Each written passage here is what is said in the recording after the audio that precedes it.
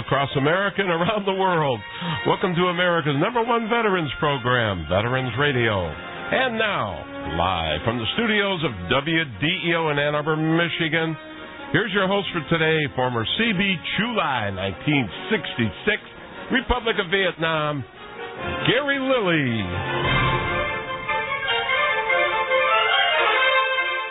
And thank you very much, Bob. You're right, proud CB. CB's can do. I'd like to say good morning to all our troops around the world, that thin green and blue line that's providing freedom to not just our country, but to every country around the world that will accept it. To my veteran brothers and sisters, welcome home. And to all of our international listeners, we can't say down under anymore because they're all over the place. Good morning to you, and thanks for listening. And good morning, America. Thanks for being with us on Veterans Radio. Sitting in the studio with me is the old helicopter pilot, Dale Throneberry. Good morning, Gary, and welcome back for taking a little break. And we want to make sure that everybody knows about our board boss today, our air boss. Standing in the door is Bob Gould. Oh, thank you very much, Dale and Gary. Good to be back in the hot seat. That's it? That's cool. Okay. It's good to be back. You got everything under control. Oh, yeah, we're cool. That is very nice. Dale, we've got a little fundraising project that we're going to be doing. Tell us about it. I'll start right away. Attention to orders. We want you to become a member of the Veterans Radio Network. According to Will Rogers, we all can't be heroes. Some of us have to stand on the curb and clap as they go by. Well, Veterans Radio welcomes all of you who want to stand on the curb and clap as they go by and become a member of the Veterans Radio Network, supporting a radio program for America's veterans by American veterans. This is talk radio program for anyone who knows or honors our veterans from all of our wars and conflicts right up to today's war on terror. Veterans Voice, we like to call it the voice of America's veterans. Your membership will allow us to expand our number of affiliates and to purchase the technology and equipment we need to continue telling the stories that you want to hear. All of you have always wanted to be a general. Well, now here's your chance. You could be anywhere from a 1-star to a 5-star. It all depends on how much you want to contribute to Veterans Radio's network. We want to thank you in advance for becoming a member. If you become a member, this is the good deal that you're going to get. Number one, you get a free listing on our website as a individual or a corporate member of the Veterans Radio, a personalized acknowledgement and membership certificate from Veterans Radio. One of these hard items to get is a genuine Veterans Radio bumper sticker. Yeah, there you go. We've got some again. Yeah. Direct access to the producers for ideas and comments on past and future programs, and much, much more as we continue to grow. If you would like to become a member of the Veterans Radio Network, we ask that you go to our website, click on Become a Member, and it will take you right to the page. If you'd like to mail in your contribution, that's Veterans Radio, P.O. Box 3085, Ann Arbor, Michigan, 48106. That's on the website, That's on the website, or if you want to make a contribution by credit card, we have a PayPal account set up on the site. You just click and go. And they can also remain anonymous. They can, yes. We won't publish your name unless you want us to. So, and what are we looking for? We're looking to make sure that we can send out that certificate that we've invented. We're looking for 1,000, right? Word out. We want to thank. We did this last week, and we actually got our first donation. I won't mention his name, but it comes from Florida, and we want to thank him for making his contribution. And with that money, we can expand. We can get the equipment that we need to go out on site and do a wider programs. Right. Wider more remote programs. Many of the stations that we have talked to, in order to become an affiliate, they want us to pay up front, and so we need to raise funds to do that. Otherwise, we would be on a lot more stations already. So if you have a station that you think would be interested, please contact us and let us know, and we will send them out a demo tape or whatever they want to try and get on there. We think we have a great product, and we know because of the input that we've gotten from you that you appreciate what we're doing, and we want to make it grow. And I got an email last night from a lady named Jan, a friend of our guest today, suggesting a radio station over where she lives and who to talk to. And that's the type of leads that we need. Give us a range. What does it take to become a 1-star general, and what is it for a 5-star general? 1-star general is $25. 5-star general is $2,500. And anywhere in between, we'll take any of that. And if you don't want to be a general, we'll take $5. We don't care. Whatever it is that you feel that you can afford to help us out will be greatly appreciated. And we really want to expand this program. I think we want to get 1,000, don't we? A lot of great feedback over the last 6 years, which I should remind everybody is that we have been on for 6 years now. Yeah, but we want to get 1,000, right, Dale? Dale can't hear you in his That's what I thought. Have them switch jacks. That would be nice. Switch jacks. Switch jacks. That's right. Okay. We've still got a problem here with the board. While he's switching jacks, Bob, you have some troops to welcome home. Is that right? Yes, we do, Gary. Each week we at Veterans Radio welcome home servicemen and women who've been stationed around the world and are returning back to America.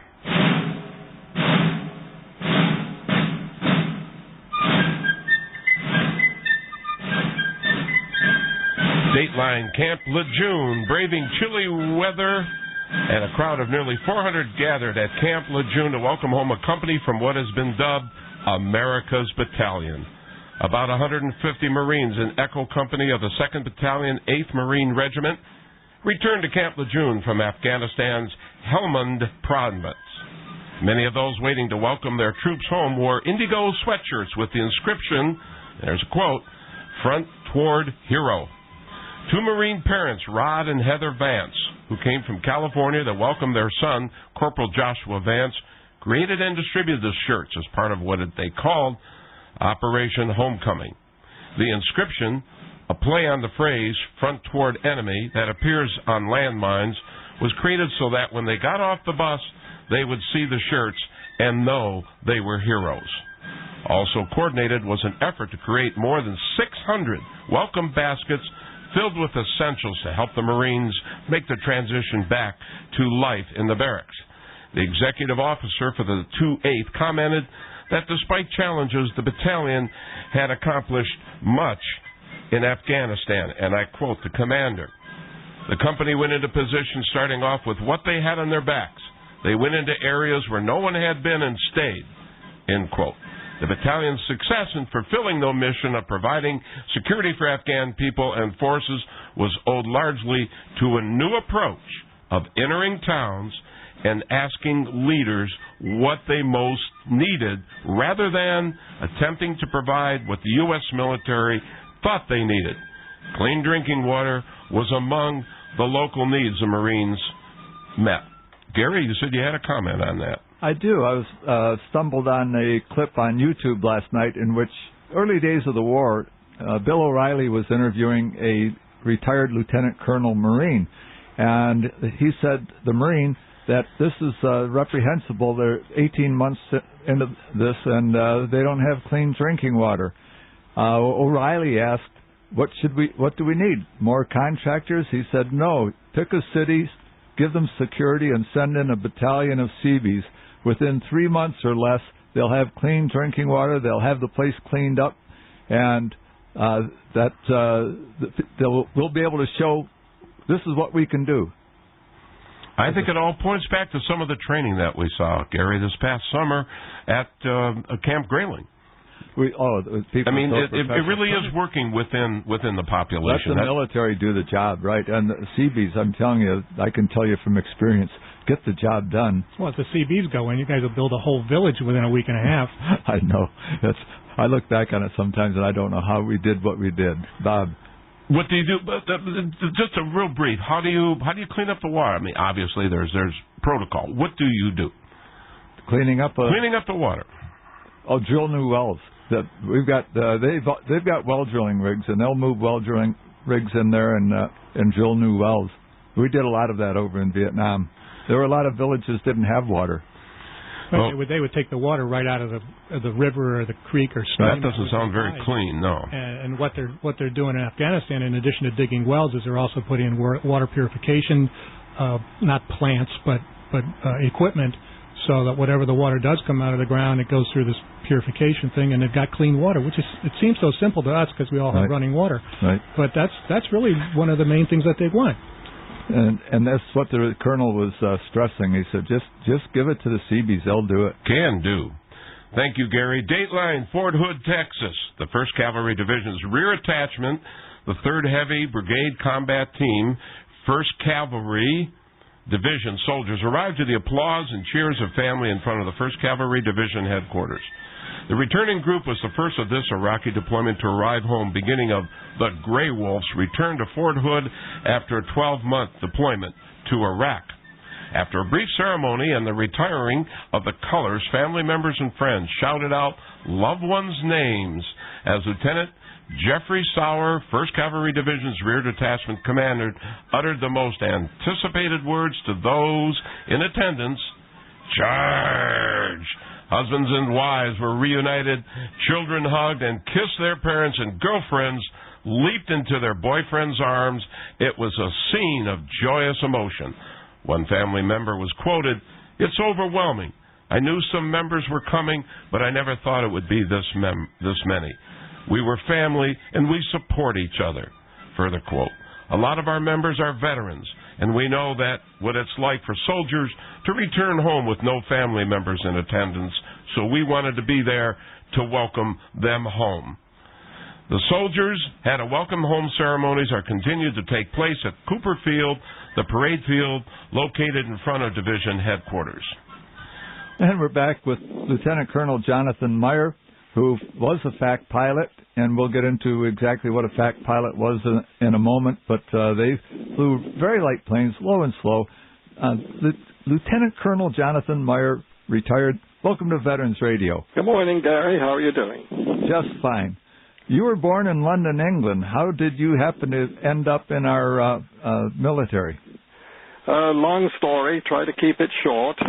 My father was English. My mother was American. I held dual nationality for a number of years and came over finally at the age of 16 after school leaving exam to go to college here, and took up my American citizenship fully in 53, ROTC commission, and everything else went downhill from there.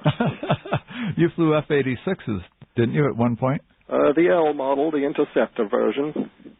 All right. And then you ended up going down to a plane that was operated a lot slower and a lot lower, the FAC. How did that come about? Well, and tell us what a FAC is. A FAC is a forward air controller, and the L-19, to use its old name, 01, as we called it, was the single airplane that was flying forward air control during the early years of the war. There were two others, the O2 and the OV-10, that came along successively later. But when it was my turn to go to Southeast Asia, I went from an F-101B interceptor squadron to the O-1 to be a forward air controller. And that plane was designed right after World War II to replace the old canvas-covered ones. Something like that. I believe it was first made in the early 50s, and the Army flew it for some years before the rest of the services got their share. What was that plane? Was it a one-seater, two-seater? It could be flown by one, but could carry an observer in the back or another pilot. They were in tandem seats, that's front and back. It was a high-wing, single-engine, fixed-pitch propeller at the time, and we had good visibility out of the airplane, but it was slow and low, and that's how we did our job. I'm assuming you got shot at a bit while you were down there. A few times. Only got hit once, though. Probably a lot less than average. When you got word, did you volunteer for this, or were you assigned to it? No, I wasn't. I was assigned, and as far as I was concerned, it was a sort of an interruption in my supersonic jet plane flying. But I hadn't been over in Vietnam for more than 2 or 3 weeks when I became a very strong believer in what we were trying to do over there, and have stayed that way ever since. What was your reaction when you learned that's what you were going to do, and what was your training like? Reaction was sort of aghast, but, orders are orders, and went down and checked out in this airplane at Hurlbut Field in the Panhandle of Florida. Over and above training on the plane, did they train you in observation? As much as we could be. It was visual reconnaissance, or recce. And so we were dependent upon daytime good weather conditions to be able to see anything. We didn't have much in the way of sensors except binoculars from time to time. And we were just basically trying to circle around our province or sector to see what, if anything, we could see on the ground. This was not always easy in the Central Highlands because there was a lot of mountainous terrain and foliage. Did it take a while to really get your eyes, at first it's all jungle, and after a little bit of experience, I'm speaking hypothetically or guessing, after a little bit of experience you would be able to pick things up a little better? Of course, experience always helps. What did you get calls from the guys on the ground? Sure, from time to time. Usually in our province of Khartoum, we worked to a fair degree with the Special Forces A-Teams camps, and I'd contact the camp anytime I was in the vicinity. Occasionally I'd get a call from patrol on the ground wanting to know something or tell me something. And that's how we maintain contact over Fox Mike radio, FM frequency. Right, Jonathan, this is Dale Throneberry. I was a helicopter pilot in Vietnam, and we used you guys many, many times. I was down in 3 Corps between the Parrot's Beak and the Fishhook, and many of our missions were one-ship missions, and you guys would go out and prep our landing zones to make sure that the bad guys at least kept their head down for a little bit. And I wanted to just thank you for all of the helicopter pilots out there for the work that you did over there in protecting us. You're welcome. I put in a few what they called LZ, or landing zone preps, where we'd put in a flight or two of fighters to, as you say, bomb around the general area that was planned for landing, make sure there were no ambushes waiting. You guys were basically unarmed, but how did you mark a target? And what did you carry for self-protection? Well, the target marking was by Willie Pete or white phosphorus rocket. At my time, we had 2 on each wing, so we had 4 marking shots, and those would set up a cloud of white smoke. We also had smoke grenades, where if you couldn't see the target at a slant range, you could fly over it and perhaps pick it up and just drop a grenade out your side window, and it would mark with smoke. Now, for self-protection, we really didn't have much except sitting on our parachutes or sitting on flak vests, and M16 for survival, and usually a shiny 6-shooter revolver.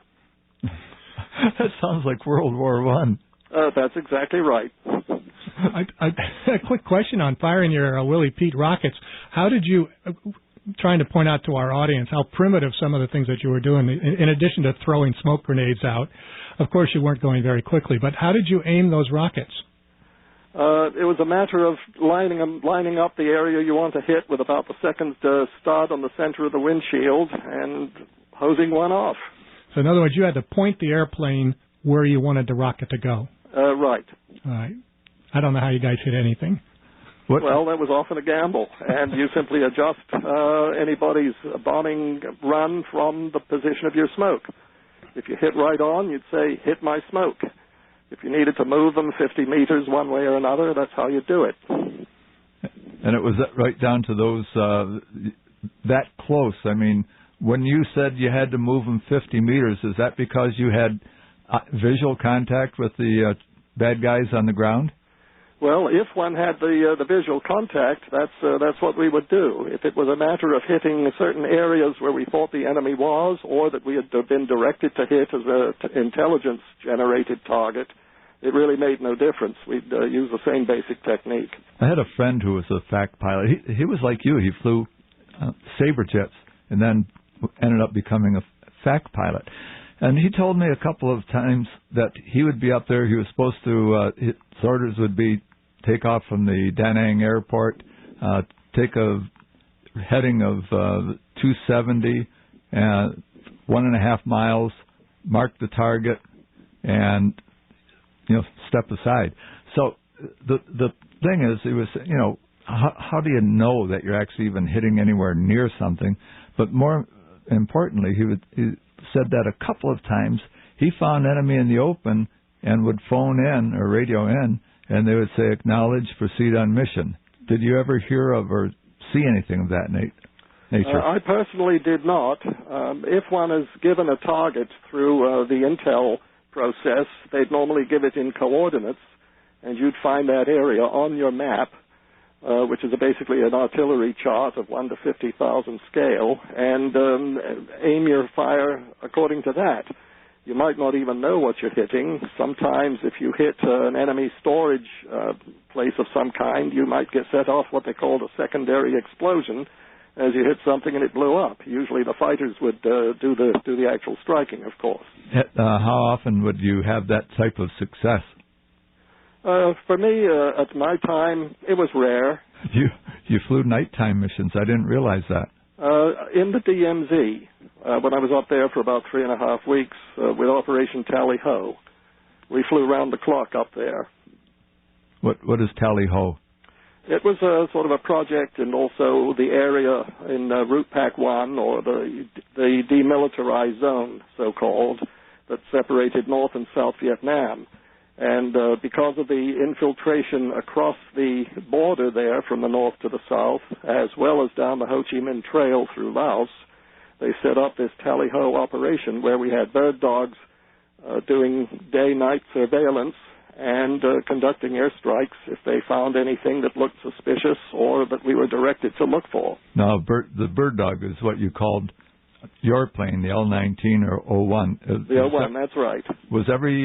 Did everybody refer to their observation planes as bird dogs?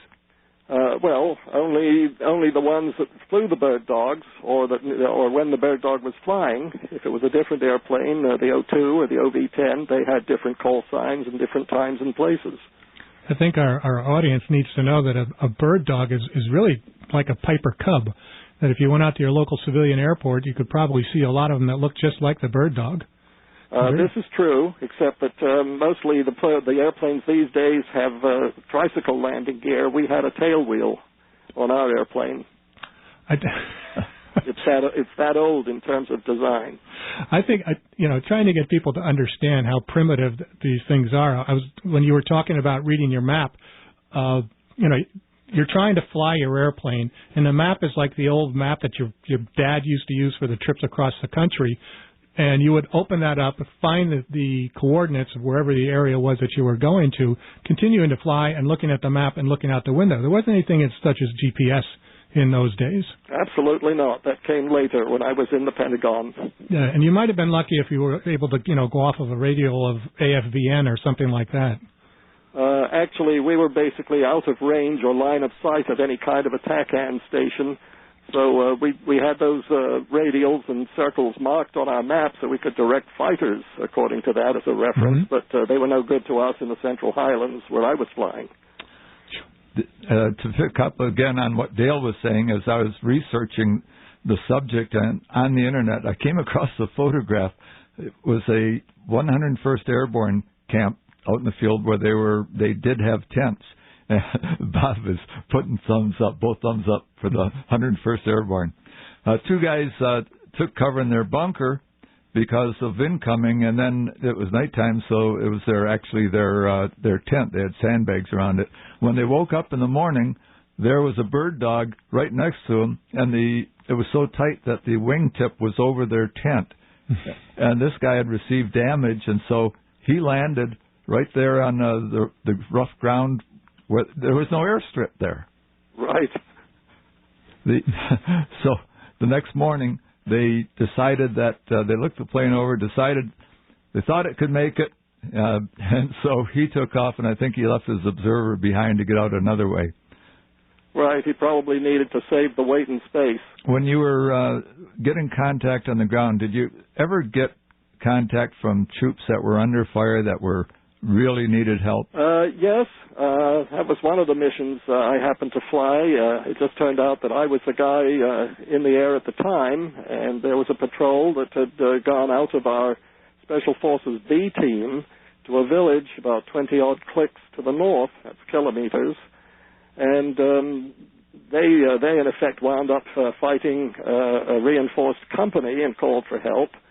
And I was able to put in several strikes all around them, and it turned out from a later debrief that we actually got 28 KIAs on the enemy's side. So that was about one occasion where, yes, troops were under fire, and yes, I came to their aid. Other people, of course, had done a lot more. For the audience, a B team versus a reinforced company, what would the odds be? Well, this B-team patrol was about 30 people strong, led by a couple of Special Forces NCOs. Sergeant Rockford was the man, and the rest of his troop were largely Vietnamese strikers who would be trained by the Special Forces to help defend their areas. And a reinforced company would be something over 100 people, and that's what they ran up against. A friend of mine was a radio relay operator that would set up on a hilltop and relay the transmissions from out in the field back to the, say, artillery, or mostly artillery. And he said that one of the things that was tough was trying to get the guys in the field to calm down so they could get coordinates. When, if you can imagine, they're under intense attack or an intense firefight. The nerves are up there. What was the sound to this B team from these Special Forces guys? I don't understand the question. Well, were they? Was this a calm, or was this excited, or well, were they sounded somewhat excited, as one naturally would be, but they certainly weren't panic-stricken or anything like that. They were professionals and doing their job.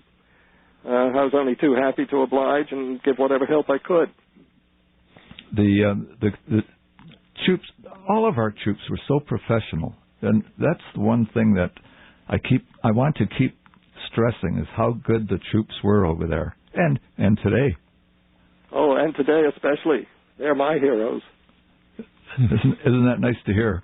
I hope there's some troops listening right now, because we all look that way, and I never miss an opportunity to tell the troops how proud we are of them and how good they are. So you've written. We're gonna be coming into a break, so I won't ask you another question. Dale, these fact pilots were awfully brave people. Well, when you think about how low and slow they were going, it's amazing what they were able to do. You're listening to Veterans Radio, and we'll be back right after this break. The Medal of Honor is the highest award for valor in combat given a member of the Armed Forces of the United States. There have been over 3,400 recipients of the nation's highest award. This is one of them. Lance Corporal Roy Wheat threw himself on an anti-personnel mine to save his fellow Marines. Details after this. Wheat and 2 other Marines were assigned the mission of providing security for a Navy construction battalion crane and crew operating along Liberty Road in the Quang Nam province. After the Marines had set up security positions in a tree line adjacent to the work site, Wheat reconnoitered the area to the rear of their location for the possible presence of guerrillas. He then returned to within 10 feet of their friendly position and here, unintentionally, triggered a well-concealed, bounding-type anti-personnel mine.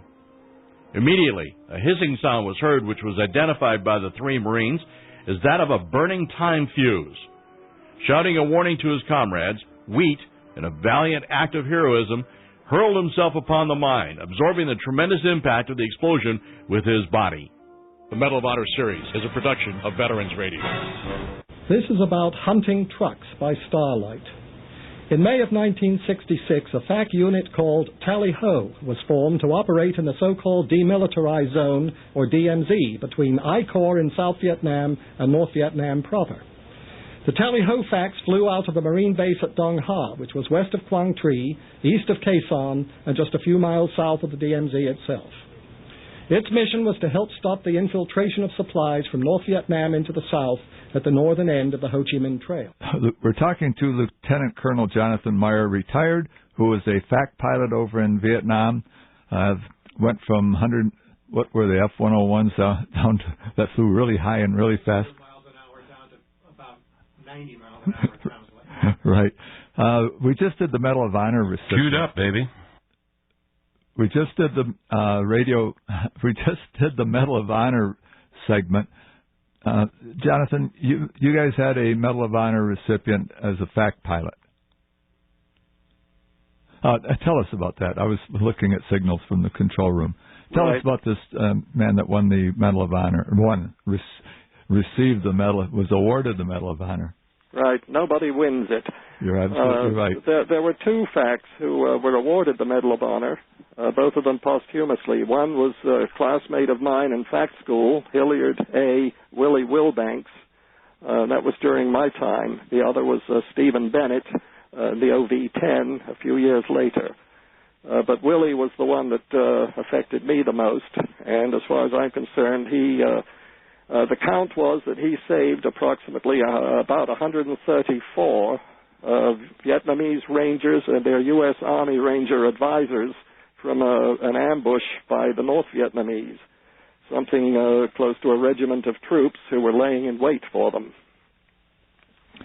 What did he do? Can you expand on that a bit? Yes, he was familiar with that particular area, and when nobody had been able to find this enemy unit, he knew where to look, spotted them, couldn't get any air support in time, and to protect the ARVN troops, that's Army of Republic of Vietnam Rangers, and their advisors, he started making passes at the enemy force, first firing his Willie Pete rockets.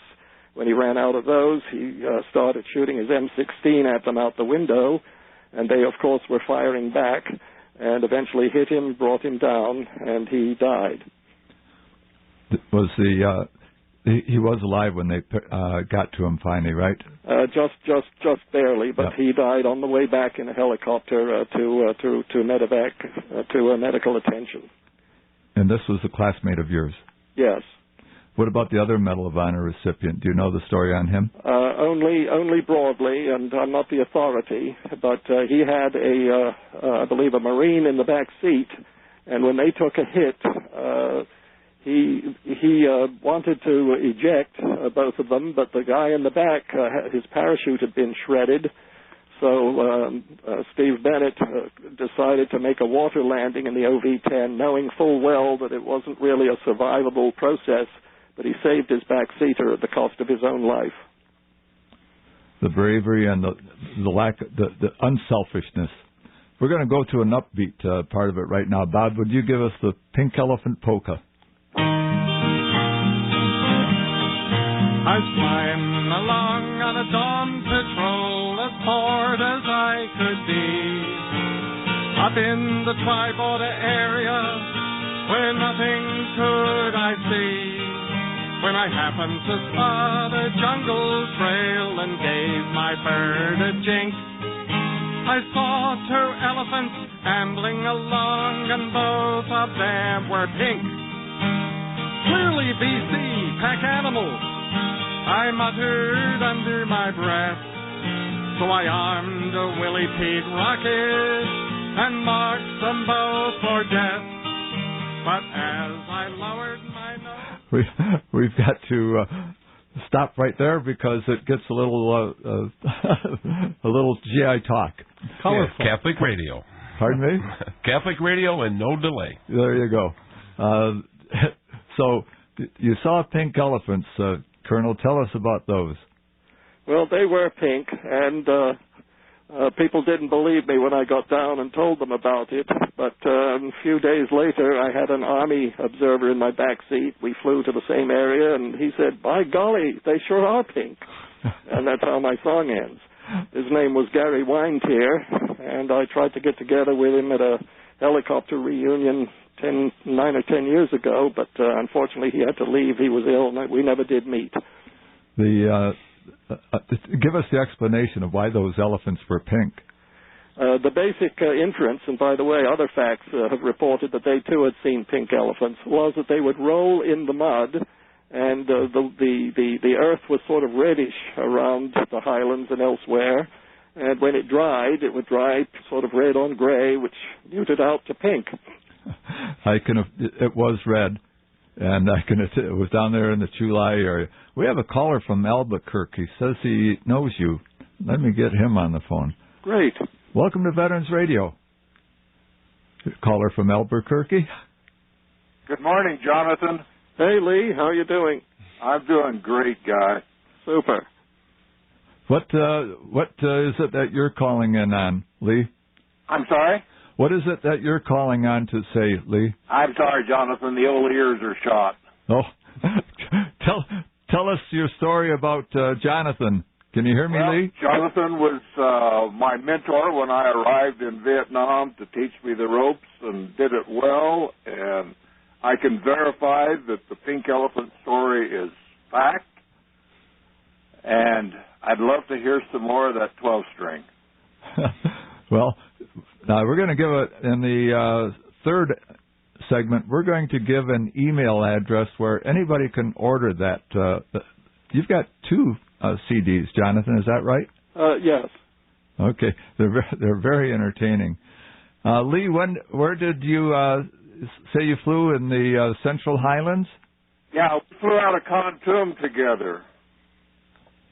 And you said that you saw the same thing.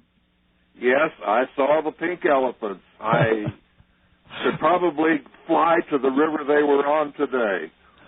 There's a saying amongst warriors that I've seen the elephant, and that means they've been in battle. And truly, you guys did see the elephant. Yes. What have you got any story that you would like to tell, or any point that you would like to make, Lee? No, I just wanted to call in. I've been listening since the show started. Haven't seen John in a while, and just say hey. Well, I'm glad you did. Thank you very much, Lee. Good talking to you. Take care. Jonathan, Dale. I didn't get to see red elephants. I did see camouflaged elephants. This was up in the northwestern section of Three Corps, and it was, it takes you aback when you see these creatures. They had more equipment on them than trucks would have. The VC and NVA, or mainly NVA, they were using them as pack animals. Yeah. Absolutely. It's just so amazing when you think about the things that you saw out there, Jonathan. That it's very hard for people to, especially civilians, to understand the stories that we tell. They're true. We don't make these things up. No, and the irony is that some of the time you didn't understand exactly what it was you were seeing when you saw it. It was only later when you compared notes or you read extra information in historical vein that you realized just what it was. I think that's so important. It's one of the things that we love to do on Veterans Radio is to tell these stories, because it validates some of the things that we thought we saw. We just want to make sure that it was true. Exactly. And that's a big point of reunions. Mm-hmm. I was talking to a guy from the 101st, and I said, I felt so relieved when I finally saw in some documentation that we had 138-degree temperature on one particular day in a 10-day stretch of 130s. And after I told that for a while, I thought, that can't be true. It couldn't have been that hot. Thankfully, I saw it in writing, and it relieved me. And he said the same thing. You sit and you think to yourself, that couldn't have happened. If that ambush had taken place at 30 feet, I'd be dead right now. Yes. But when you hear other people talk about it and add on to the story, he said it gives you a great feeling of relief. Jonathan, do you have any story or point that you would like to make? We've got 2 minutes left in this segment. No, I'll just respond to questions as best I can. Okay. Who was the bravest person you saw over there? Well, it had to be Hilliard Wilbanks, though I didn't see him after we left the United States. I knew where he was and heard about his last mission and death about 2 days before I was rotating for home, which was a very unpleasant surprise. And since then, I've got to know his family, and we've shared a lot of thoughts together. And one other thought is the helicopter pilots who came to Hilliard's rescue have never been truly recognized, even in the Air Force magazine story. John Grow is perhaps the chief among them, and Jerry Borquin, last known out in California. John Grow took about 52 or so hits in his helicopter trying to rescue Hilliard. He wasn't successful in that, was he? No, they managed to medevac him out a little later, but it just shows you the bravery of the helicopter pilots, like the Raven Fax, the F-105 pilots over the north, the F-4 pilots, just about everybody who flew, depending on what you were flying and where and which year, your fortunes could be totally different. Dale wanted to add on to the 52 hits. No, I didn't want to add on to the 52 hits, that's for darn sure, but I did want to just point out that it didn't make any difference who you were or what branch of the service you were in. If it was an American that went down, we would go get him. We didn't care. You bet. And that's the FAC motto, basically, was if the troops are in trouble, we let it all hang out to go and help them. Yeah. Discretion was not the better part of valor sometimes. No, the VC could have shot straight while I was there. I probably wouldn't have made it home either. Right. Well, we talked about this briefly. We got a break coming up. I'll mention that later. We'll be right back right after this break. We're back talking to Lieutenant Colonel Jonathan Myer, who was a FAC pilot in Vietnam, the guys that directed the airstrikes and the artillery. That kind of really exemplified the difference in the jobs over there. While those guys were out in the jungle and were going to be eating sea rations if they got the chance, you'd be going back to steak. Well, that's on the rare occasions. Actually, I ate plenty of sea rations, too, most of them while I was flying on the early morning dawn patrol. But that song happened to be the one that I did spread around Vietnam to Special Forces camps in Kon Tum and Pleiku Province. And I guess that's the one that gave me my 15 minutes of fame about 20 or 30 years before I even knew it had made that much impression on anybody. How did you learn that it did? I got a pocketbook sent to me by a former F-101 backseater that said, see page umpty-ump, and it was, the book was Mike Force by former Lieutenant Colonel Bucky Burris, and he was a Special Forces guy, and he and his facs had picked it up.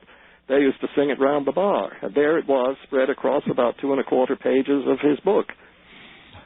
I wish I'd known that song at the time. It's very appropriate. I was listening. We would get messages like that every once in a while. They'd call us up on the Fox FM radio, and we would home in on them. And then they say, okay, now where am I? Well, you're right below us. Well, where's that? And we'd give them the coordinates. Well, in this particular case, that song, while it's a spoof on both the Special Forces and the FAC, that's me, kind of snotty,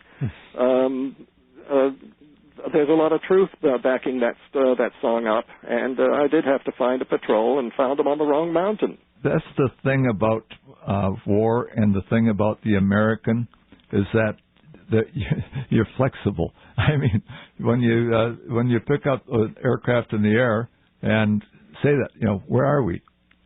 Dale, did you... Yeah, we did that a few times. We landed in the wrong LZ more than once, unfortunately. And they say, but there's nobody here. And they say, well, we're 50 clicks to the north, south, east, or west. And we're going, oh, this looked just like the field you described to us, because we would do all of our stuff low level.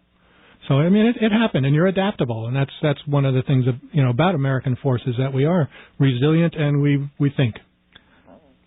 And help each other. Absolutely. What is your proudest feeling about what you did, Jonathan? Well, I think I was convinced when I got home that I'd had the best job in the war, because I not only got to see the bit of the country and just visit some of the camps and the villages and work with the military on the ground. That, I think, was the most rewarding. Being able to help people who are really in trouble and just simply take the risks. I wasn't doing anything deliberately stupid, at least not most of the time, and I was just glad to be able to help. And that was what I thought was the most important thing, the sort of the joint operations that we tend to mount today. I'm going to ask you another question, but for your listeners, we're going to come back with an email address if you would like to order Jonathan's music. And we'll do that right after we talk about this subject. When someone got on the ground, would it be the nearest FAC, when they got into trouble on the ground, would it be the nearest FAC that would head there? And what would happen with the jet fighters? Well, as a general rule, that's what would happen. Whichever FAC either got the word or was nearest would sort of immediately go there, take over, and sort of be FAC on the scene. Meanwhile, he'd be radioing, or fighters would already be ordered to respond, and this is what we would call an immediate airstrike with troops in contact, TICs. And those were the ones where people just dropped everything and went to do what was necessary. And the FAC put the fighters in, gave them the information, controlled the air battle, as it were, and let the fighters do the work. They were usually fighters. They were sometimes light bombers. And that would try to take care of business and help whoever was on the ground. Did you ever get a thank you from them? Yes, I did. I got a thank you letter from the C-Team commander. He was sort of the head of all the special forces in Vietnam for putting in the sort of rescue effort that killed those 28 NVA or VC. Okay. Give us the email address if somebody wants to order your CDs. The best way to do it is through the email address I use for our mini Society of Old Bold Aviators. And the letters would be SOBA at Erols, EROLS.com. And that SOBA stands for what again? Society of Old Bold Aviators. Bold. It's a takeoff on the old saying that there are old aviators and there are bold aviators, but there are no old bold aviators.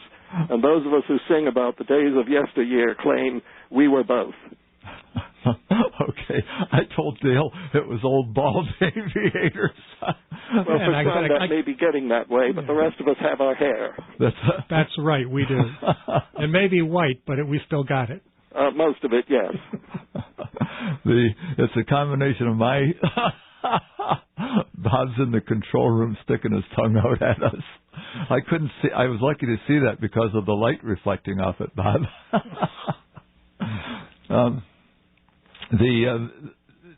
Give us a wrap up, sort of, on the things that you saw over there. The best thing I can say is that most of my tour was spent doing visual reconnaissance. Some of it, whenever necessary or whenever scheduled, was putting in airstrikes or conducting some operation that would support ground troops. But there were lots of other things we did. I carried the mail. I carried an Army Ranger to, say, Mongbuk Special Forces camp with 2 spare machine gun barrels and cases of ammo and mail bags, landing in a sort of very rainy crosswind. You never knew where the excitement was going to come from. And again, I just have to emphasize that my stories are just those of one person. There were many different kinds of facts flying different airplanes in different places at different times, and they all have different sets of stories.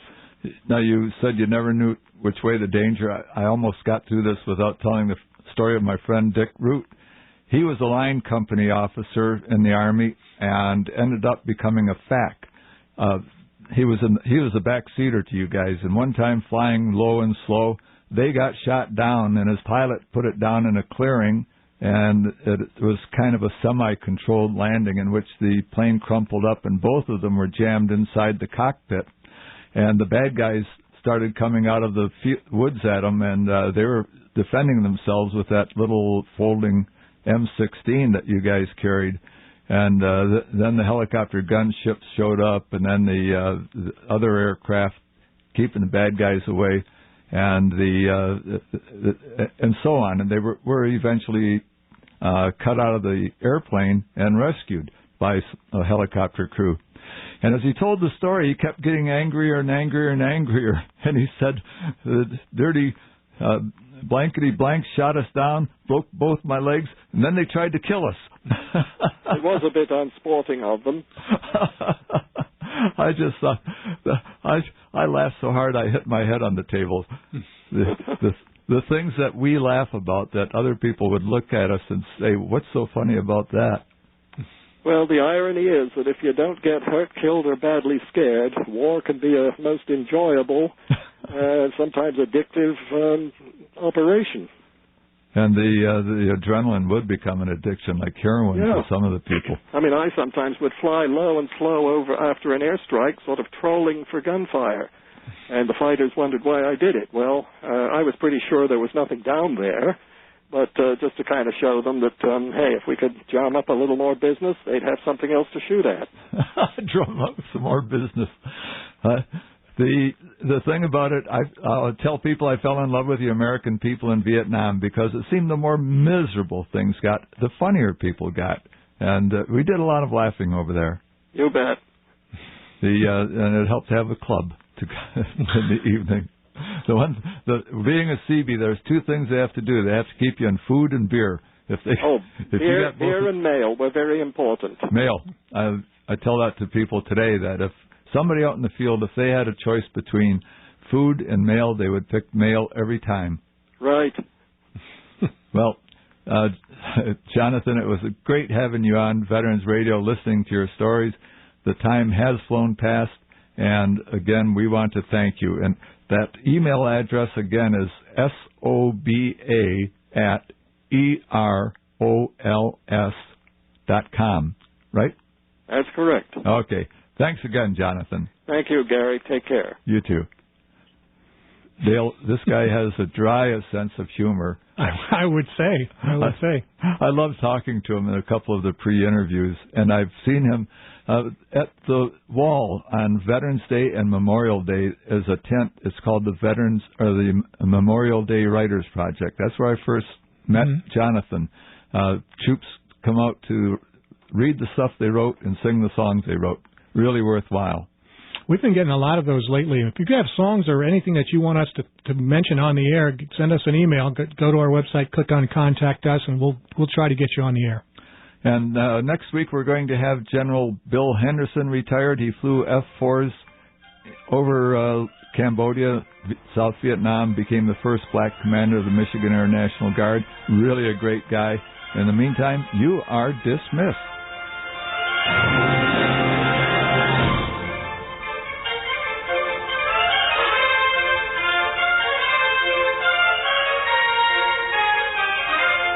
The views and opinions expressed in this program are not necessarily of Veterans Radio or this station.